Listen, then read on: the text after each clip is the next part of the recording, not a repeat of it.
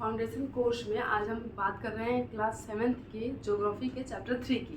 पिछले क्लास में हमने देखा था हमारी पृथ्वी के अंदर। तो एनसीईआरटी की सबसे बेसिक चीज़ क्या है कि ये आपको दो चीज़ें सिखाती है, आपके अंदर दो चीज़ें डेवलप कर देती है, कॉन्सेप्ट एंड कनेक्टिविटी। यदि आपके अंदर ये चीज़ें डेवलप नहीं हुई है, इसका मतलब कि आपने एनसीईआरटी पढ़ना और समझना नहीं सीखा है।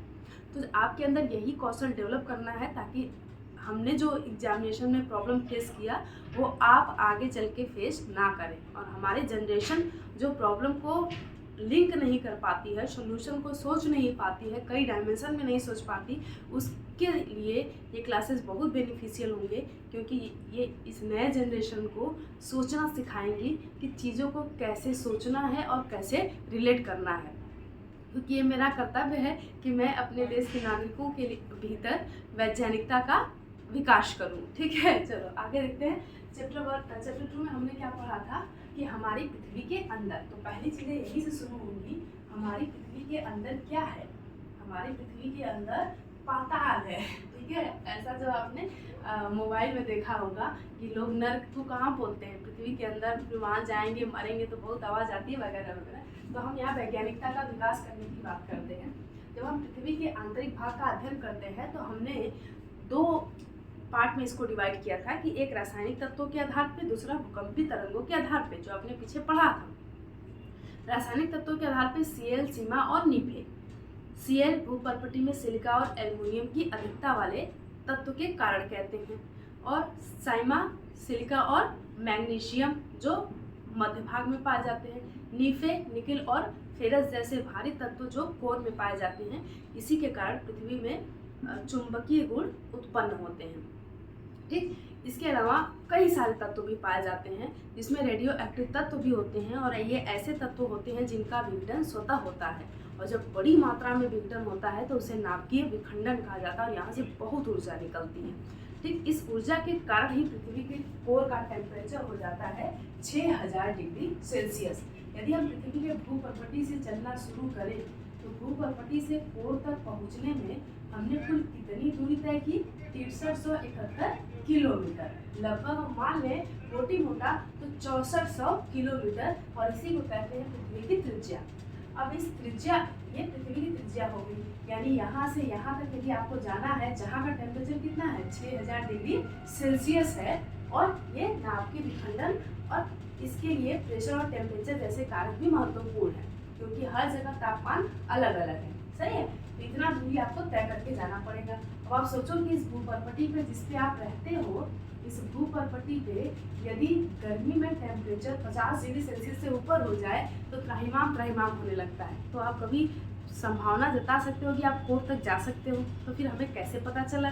तो इसके बारे में पिछले अध्याय में हमने पढ़ा है, और बाकी मैंने आपको सोर्स भी बताया था कि क्लास 11 की ज्योग्राफी पढ़ो, और हम क्लास लेते हुए वहाँ तक पहुँचेंगे। है, तो अब बात करते हैं कि पृथ्वी की सबसे ऊपरी परत को हमने क्या नाम दिया था? भूपर्पटी। भूपर्पटी, जिसे इंग्लिश में हम क्रस्ट कहते हैं। ठीक, क्रस्ट महाद्वीप सतह के नीचे भी है और महासागरीय सतह के नीचे भी है। महाद्वीप सतह के नीचे इसकी मोटाई औसतन 35 किलोमीटर है, महासागरीय सतह के नीचे इसकी औसतन मोटाई 5 किलोमीटर है, और इसकी औसत मोटाई निकालेंगे तो लगभग 33 किलोमीटर आता है। ठीक है, तो महाद्वीप के नीचे महाद्वीपीय परपटी और महासागर के नीचे महासागरीय परपटी। अब भूपर्पटी से नीचे चलेंगे तो केंद्र के चारों तरफ फैले हुए इस भाग को कहा जाता है कोर। क्या कहा जाता है? कोर, या इंग्लिश में कोर कहते हैं, हिंदी में क्रोड कहते हैं। ठीक है, और ये जो बीच वाला भाग है इसको कहा जाता है मेंटल, या इसको हिंदी में कहते हैं प्रावार मंडल। ठीक, अब भूपर्पटी, मेंटल और कोर, 3 परतें हो गई। और आपने पढ़ा होगा कि जैसे ही जब हम सतह से कोर की तरफ जाते हैं तो तापमान धीरे धीरे बढ़ता है, लेकिन तापमान बढ़ने की दर हर जगह एक समान नहीं होती है, अलग अलग होती है। ये डिपेंड करता है कि पृथ्वी के अंदर तत्वों का वितरण कैसे हुआ है, और इस आंतरिक भाग पर सतह से प्रेशर की क्या स्थिति बनी हुई है। तो प्रेशर भी डिपेंड करता है टेम्परेचर के बढ़ने और घटने में। है, तो अब इस भाग, जब हम नीचे भूपर्पटी से कोर की तरफ जाएंगे तो धीरे धीरे टेम्परेचर बढ़ेगा। तो ये भूपर्पटी जो कठोर और ठोस है, कैसी है, कठोर और ठोस अवस्था में है, ये भूपर्पटी धीरे धीरे तापमान के संपर्क में आते आते गर्म होगी, फिर गर्म होकर एक ऐसा समय आएगा पिघलना शुरू होगी, और एक ऐसा समय यानी बॉन्ड बहुत उसके कमजोर होना शुरू होंगे, फिर एक ऐसा समय आएगा कि ये पिघल के सेमी लिक्विड स्टेट में चली जाएगी। तो भूपर्पटी तो क्या शुरू हो गया, मेंटल। तो मेंटल का ऊपरी जो लेयर होता है वो भूपर्पटी के सतह के ठीक नीचे होता है, और यह लेयर धीरे धीरे संक्रमण क्षेत्र बनाता है पिघलने का। तो हमने आपको बताया था कि अपर मेंटल यानी मेंटल का ऊपरी भाग और भूपर्पटी को मिलाकर हम एक नाम देते हैं, क्या, स्थल मंडल। स्थल मंडल, स्थल मंडल है लिथोस्फीयर। लिथोस्फीयर पृथ्वी का सबसे ऊपरी मंडल है जो ठोस और कठोर है। यह मेंटल, अपर मेंटल और भूपर्पटी से मिलकर बना हुआ है। अब आपको पता है कि ये मेंटल में जो पदार्थ हैं वो पृथ्वी की गति के कारण लगातार गति कर रहे हैं, और इस लगातार गति करने की वजह से ये स्थल मंडल कई टुकड़ों में टूट जाता है। इसे कहा जाता है स्थल मंडलीय प्लेटें। क्या कहा जाता है, स्थल मंडलीय प्लेटें कहा जाता है। और ये प्लेटें, यदि इस स्थल मंडलीय प्लेटें पर बहुत बड़े क्षेत्र में महाद्वीप है तो उसे महाद्वीपीय प्लेट, और बहुत बड़े क्षेत्र में महासागर है तो उसे महासागरीय प्लेट कहा जाता है। क्या क्या, कॉन्टिनेंटल प्लेट, महाद्वीपीय प्लेट और महासागरीय प्लेट, महासागरीय प्लेट, ओशियानिक प्लेट। और ये जो प्लेटें हैं, चूंकि ये स्थल मंडल कई टुकड़ों में टूट गया है, कुछ बड़ी हैं और कुछ छोटी हैं। ये तो महाद्वीप और महासागर के स्थित होने के आधार पे हुआ, दूसरा आकार के आधार पे होता है, बड़ी प्लेटें और छोटी प्लेटें। बड़ी प्लेटें में जैसे पैसिफिक ओशियन जिस प्लेट पे है उसे बोलेंगे प्रशांत महासागरीय प्लेट, और यूरेशिया जिस पे है उसे बोलेंगे यूरेशियन प्लेट। तो यूरेशियन प्लेट महाद्वीपीय प्लेट हो गया, और प्रशांत महासागरीय प्लेट महासागरीय प्लेट हो गया। वैसे ही फिलीपींस जिस प्लेट पे है वो छोटा प्लेट है, और नॉर्थ अमेरिका जिस प्लेट पे है वो बड़ा प्लेट है। तो कुछ बड़ी प्लेटें भी हो गई और कुछ छोटी प्लेटें भी हो गई। ये प्लेटें किसके ऊपर है, मेंटल के ऊपर। मेंटल में जो पदार्थ है वो किस अवस्था में है, सेमी लिक्विड है। कैसा है, अर्ध तरल है। अर्ध तरल, अर्ध तरल क्यों है, क्योंकि तापमान बढ़ रहा है, प्रेशर भी बढ़ रहा है, और यहाँ का टेम्परेचर लगभग होता है 3500 से 4000 डिग्री सेल्सियस। और इतने टेम्परेचर पे लगभग सभी पदार्थ क्या हो जाते हैं, पिघल जाते हैं। अब चूंकि आपको पता है कि पृथ्वी पर कहीं माउंट एवरेस्ट है तो कहीं मेरियाना गर्त है, और जहाँ मेरियाना गर्त होगा वहाँ पे भूपर्पटी की मोटाई बहुत कम होगी, और जहाँ एवरेस्ट होगा वहाँ पे भूपर्पटी और स्थल मंडल की मोटाई बहुत अधिक होगी। ठीक है, तो जब स्थल मंडल की मोटाई अधिक होगी तो प्रेशर अधिक होगा, और जब स्थल मंडल की मोटाई कम होगी तो प्रेशर कम होगा। ये भी कॉन्सेप्ट है। और जब प्रेशर के साथ टेम्परेचर का बढ़ना और घटना लिंक है, तो यदि सोचो जरा, यहाँ पे हम बनाते हैं ये नई चित्र, ये और यहाँ पे माउंट एवरेस्ट है। तो कई जगह ऐसे हैं जहाँ पे पर्वतें हैं, और कई जगह ऐसे हैं जहाँ पे गर्त है। ठीक है, ये गर्त है, तो यहाँ पे प्रेशर कम होगा, यहाँ पे प्रेशर ज़्यादा होगा। जब यहाँ पे प्रेशर इक्वल हो गया, यहाँ पे प्रेशर ज़्यादा होगा तो यहाँ पे जो पदार्थ हैं वो कंप्रेस्ड होंगे, दबेंगे। यहाँ पे दबे हैं, और जब दबे हैं तो इधर बहुत ज़्यादा फोर्स लगाना इधर, और इधर वाले क्या है कि कम प्रेशर है तो ये बेचारे ऊपर की तरफ चल मूव कर रहे हैं। यहाँ के पदार्थ ऊपर की तरफ मूव कर रहे हैं। जब ये ऊपर की तरफ मूव कर रहे हैं तो यहाँ पे नीचे तो स्पेस खाली हो गया, और इसी स्पेस को लेने के लिए इधर वाले पदार्थ आएंगे। ठीक, और जब ये इधर वाले पदार्थ आएंगे ये ऊपर की तरफ, तो ये भूपर्पटी से टकराएंगे, और भूपर्पटी से टकराएंगे तो इस दिशा में और इस दिशा में मुड़ जाएंगे। एक तो प्रेशर की वजह से ऐसा होता है, दूसरा टेम्परेचर से भी रिलेशन है। कैसे, जहाँ का टेम्परेचर ज़्यादा होगा वहाँ के पदार्थ गर्म होकर ऊपर जाएंगे, स्पेस बनेगा, और जहाँ का टेम्परेचर कम होगा वहाँ के पदार्थ तुलनात्मक ठंडे होंगे, तो इस खाली स्थान को घेरने के लिए आएंगे। और जब ये पदार्थ ऊपर की तरफ जाएंगे तो भूपर्पटी के समांतर या स्थल मंडल के समांतर दोनों दिशाओं में घूम जाएंगे। ऐसा ही चक्र चल रहा है हर जगह, ऐसा ही चक्र चल रहा है हर जगह। देखो इधर कि यहाँ पे चीज़ें ऐसे मूव कर रही हैं। ठीक, तो यहाँ की भूपर्पटी धीरे धीरे गर्म होते होते होते कमजोर होते होते होते एक समय ऐसा आएगी कि टूट जाएगी। और यहाँ की भूपर्पटी इधर भी देखो, एक इधर है और एक इधर है, इधर से भी आ रही है, इधर से भी आ रही है, और यहाँ पे इधर से इधर जा रही है, इधर से इधर आ रही है। तो भूपर्पटी क्या होती है कि कई हिस्सों में टूट जाती है और कई हिस्सों में टूटे हुए भाग को हम क्या कहते हैं, प्लेट कहते हैं। तो ये जो एक साइकिल बना है ना, किसका, मैग्मा का। जो मैग्मा का मेंटल में क्या उपस्थित है, मैग्मा दो चीजों से मिलकर बना है, पिघले हुए चट्टान और गैसें। ये गैसें भी लगातार प्रेशर बना रही हैं और विस्फोट करके फिर बाहर निकलेंगी। ठीक, तो अब ये जो साइकिल बन रहा है इसको बोलते हैं संवहनी तरंगे। क्या बोलते हैं, संवहनी तरंगे।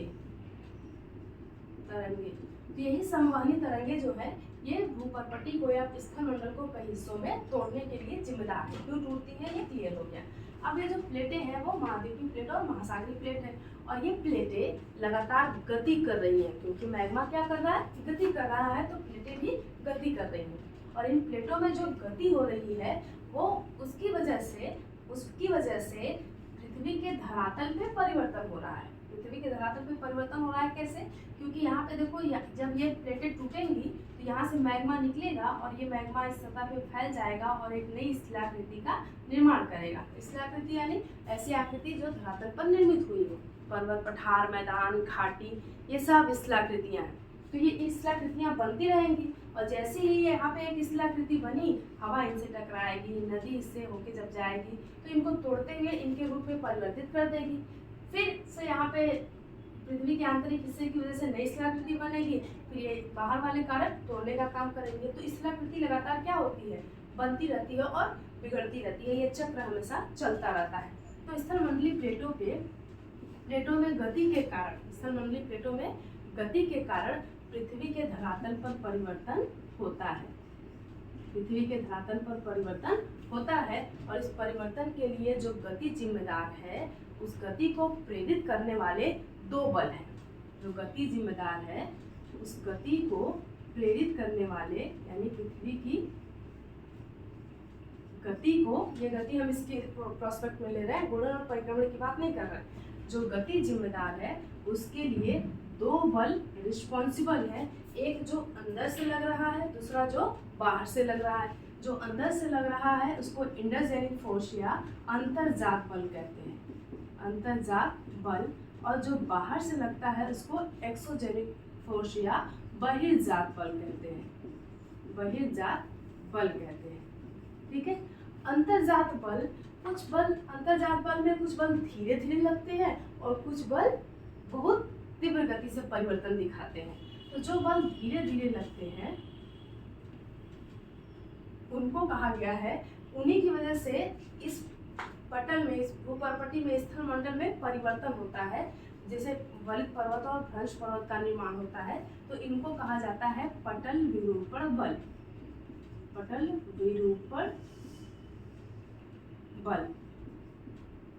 ठीक है, और जो बहुत तीव्र गति से परिवर्तन करते हैं उनको कहा जाता है अकस्मात बल, अकस्मात बल।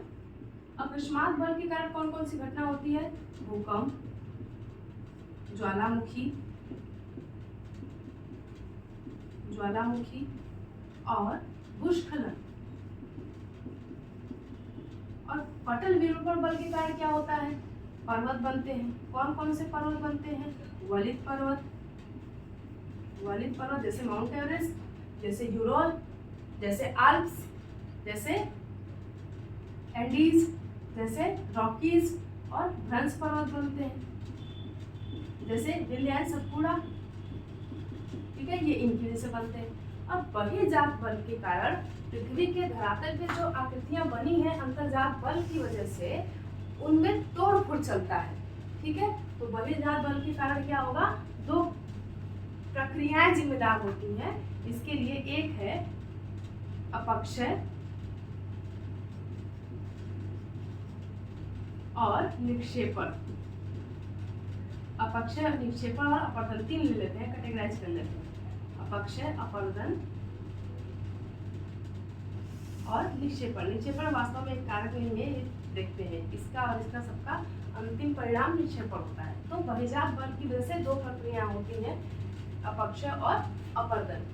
इसे इन दोनों प्रक्रियाओं को सम्मिलित रूप से अनच्छादन कहते हैं। तो अपक्षय और अपर्दन के लिए जो कारक जिम्मेदार है, अपक्षय और अपर्दन के लिए जो कारक जिम्मेदार है वो है नदी, यानी हम इसको कहते हैं बहता जल, बहता हुआ जल। दूसरा पवन, तीसरा हिमानी,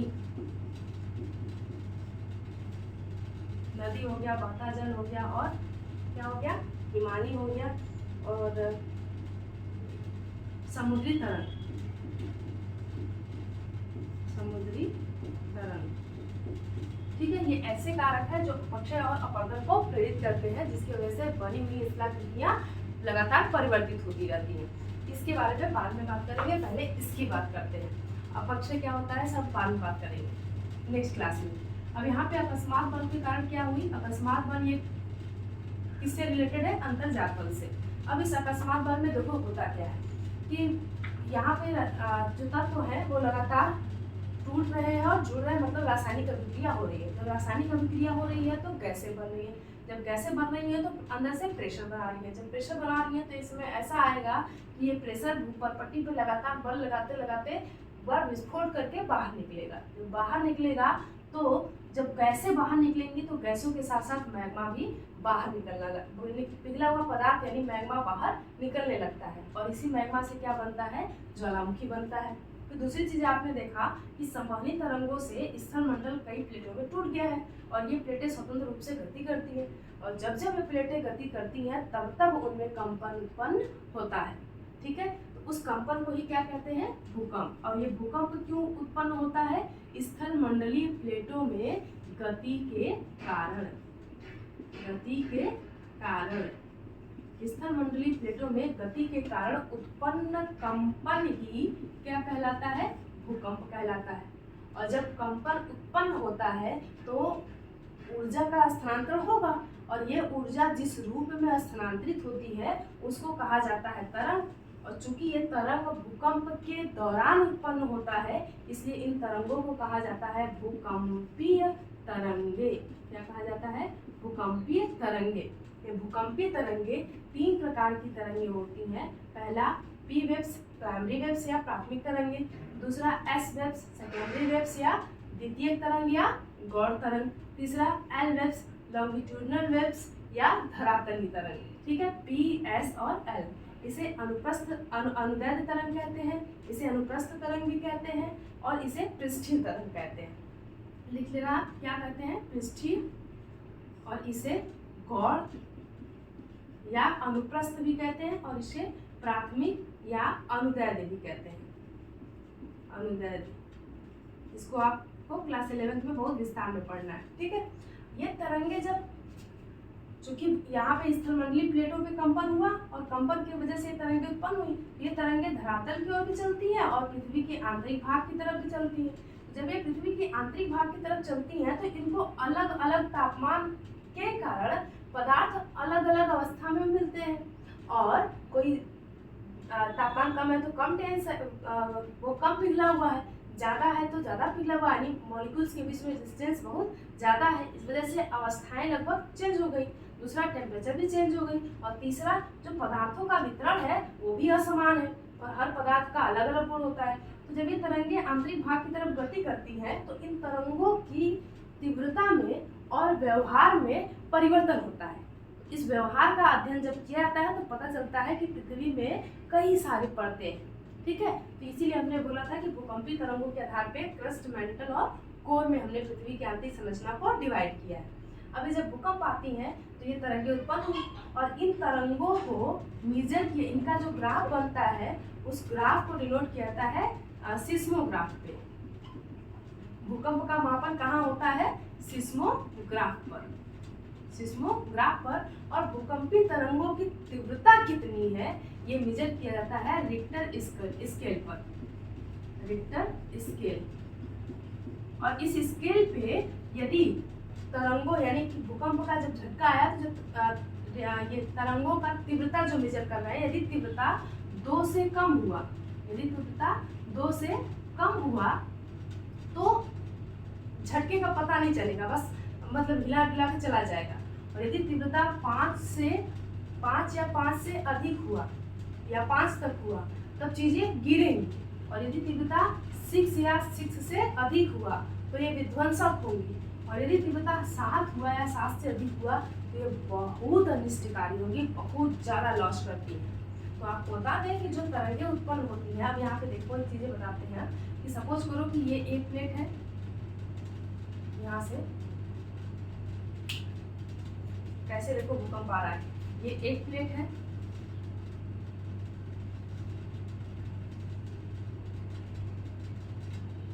और एक प्लेट हमने ये बनाना है।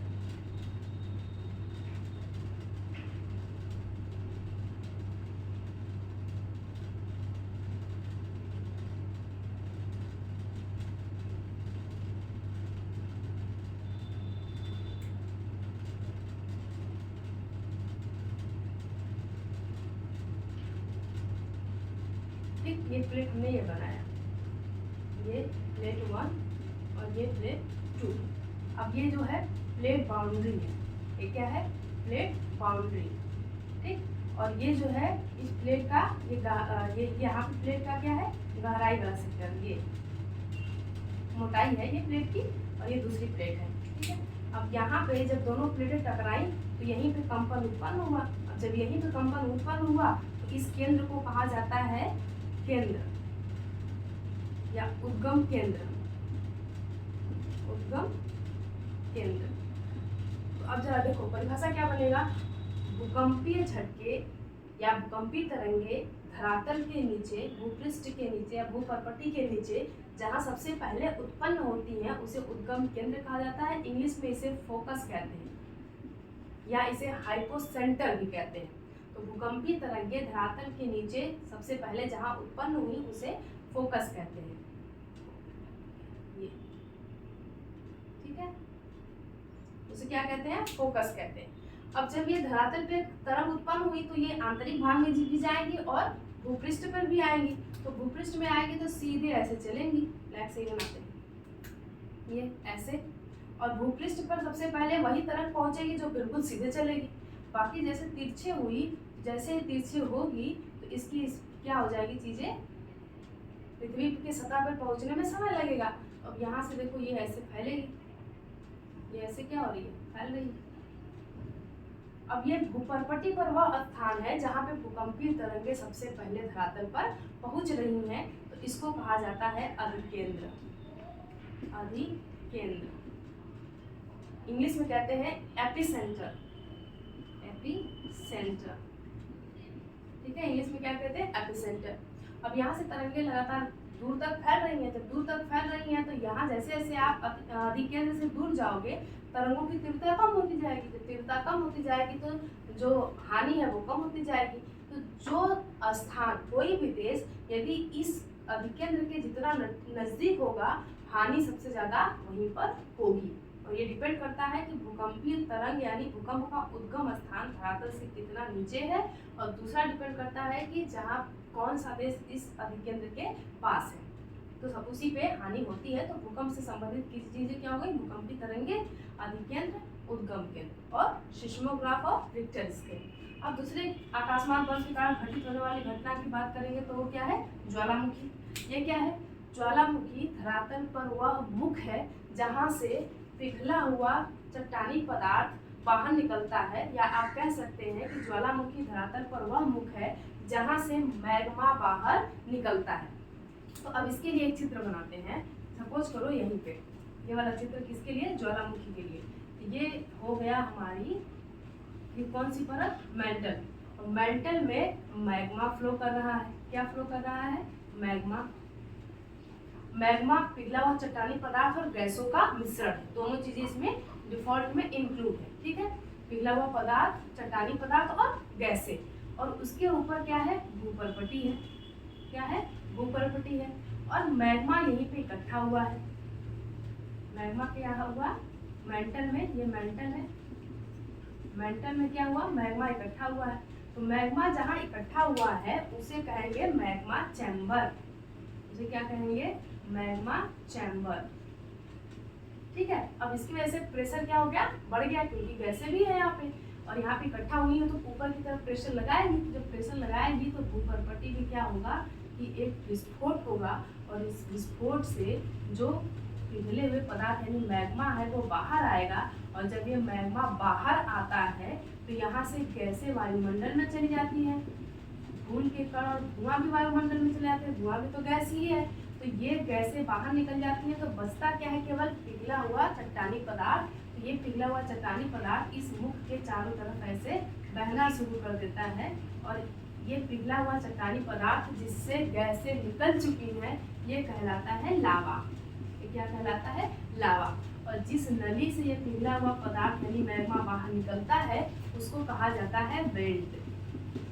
तो क्या कहा जाता है, वेंट। ये मैग्मा चेम्बर और ये लावा, और ये ठोस होकर धीरे धीरे ये क्या होगा, ठोस होगा। तो ठोस होने के बाद ये बनाएगा शैल। तो पिछले चैप्टर में आपने पढ़ा था सेल, तो ये सेल कौन सा सेल होगा, आग्नेय सेल। ये टूटेगा तो अवसादी सेल, ताप और दाब से प्रभावित होगा तो रूपांतरित सेल, फिर नहीं निकालोगे तो फिर किसमें कन्वर्ट हो जाएगा, मैग्मा में कन्वर्ट हो जाएगा। बात समझ में, ये शब्दावली लावा, मैग्मा और मैग्मा चैम्बर और वेंट, और ये जो मुख है ये अर्धचंद्रनुमा, इसको कहा जाता है क्रेटर। इसको क्या कहा जाता है, क्रेटर कहा जाता है। ठीक है। अब इस क्रेटर में सपोज करो ऐसा ज्वालामुखी विस्फोट हुआ है जो एक बार हुआ और फिर वहाँ पे मैग्मा इस प्रकार नहीं इकट्ठा हो पाया कि बहुत ज़्यादा प्रेशर लगा के दोबारा उद्गम हो, तो यहाँ पे जो क्रेटर है उसमें जल भर जाता है बारिश का। तो इस वजह से यहाँ पे झील बन जाती है जिसको कहते हैं क्रेटर झील। जैसे विक्टोरिया झील है, तो विक्टोरिया झील साउथ अफ्रीका कॉन्टिनेंट का ये क्रेटर झील का एग्जाम्पल है। क्लियर। चलो अब ये किसकी बात हो गई, अब बात करते हैं किसकी, भूस्खलन की। तो भूस्खलन का मतलब होता है कि जब पृथ्वी पर किसी पर्वत या बड़ी शिलाकृति का अचानक ढह जाना, भूस्खलन, भूमि का खिसकना। जब बहुत बड़ी शिलाकृति अचानक ढह जाती है तो उसे कहते हैं भूस्खलन। ठीक है। तो ये भूस्खलन की घटना अभी हुई थी हिमाचल प्रदेश में, शिमला में, और उत्तराखंड में भी कई बार ये पर्वतीय क्षेत्रों में होती है, इधर केरला में भी हुई थी। ये अकस्मात बल से रिलेटेड है ये तीन चीजें। और पटल विरूपण जो आपको बस इतना अभी तक याद रखना है कि इससे वलित पर्वत बनते हैं और भ्रंश पर्वत बनते हैं, और इसी से हमारा हिमालय बना है। इसी से हमारा क्या बना है, हिमालय बना है, और इससे बना है विंध्य पर्वत श्रेणी और सतपुड़ा पर्वत श्रेणी, सतपुड़ा पर्वत श्रेणी। ठीक है, इन दोनों चीजों से बना है। इससे बना, पटल विरूपण से बना है। तो ये किससे जुड़े हुए हैं, अंतर्जात बल से। और नेक्स्ट क्लास में बात करेंगे हम किसकी, बहिर्जात बल की।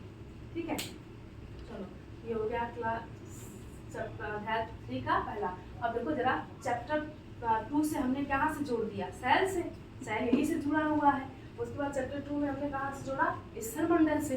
क्लियर है। तो ये चीजें फिर चैप्टर 2 में हमने कहाँ से जोड़ा, भूकंपीय तरंग, जिससे हमने पृथ्वी के आंतरिक भाग का अध्ययन किया है। क्लियर है ना। चलो, थैंक यू।